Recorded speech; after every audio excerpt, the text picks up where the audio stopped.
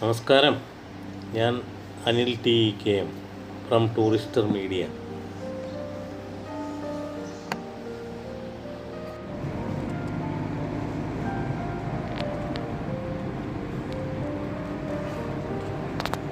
പക്ഷെ അട്ട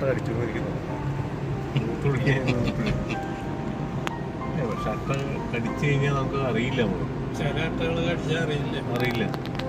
രണ്ടുപേരുമ്പോഴാണ് അറിയുന്നത്.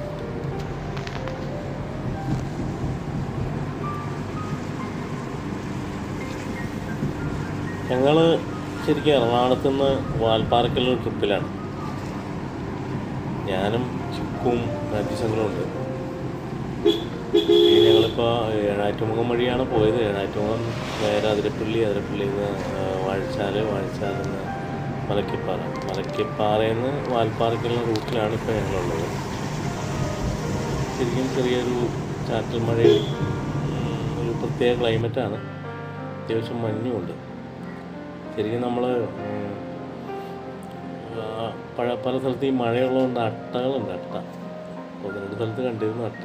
ഞങ്ങളെ ഷൂലൊക്കെ കയറി അതൊക്കെ കളഞ്ഞ് ഞങ്ങളിപ്പോൾ വീണ്ടും യാത്ര തുടർന്നുകൊണ്ടിരിക്കുകയാണ്. ശരിക്കും 2 ദിവസത്തേക്ക് നല്ല മഴയായിരിക്കും എന്നാണ് കാലാവസ്ഥ റിപ്പോർട്ട്. എന്തായാലും മഴയുണ്ട്.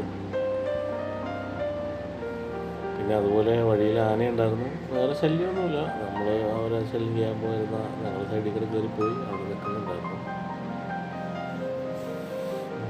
എന്തായാലും ഒരു പ്രത്യേക ക്ലൈമറ്റാണ്. നമ്മുടെ ഈ മലക്കപ്പാറ വരെയുള്ള റോഡ് കുറച്ചുകൂടി പണി കഴിയാനുണ്ട്. പക്ഷേ തമിഴ്നാട്ടിലേക്ക് കഴിയുമ്പോൾ പണി കഴിഞ്ഞ് നല്ല റോഡാണ്. അടിപൊളി സെറ്റപ്പാണ്.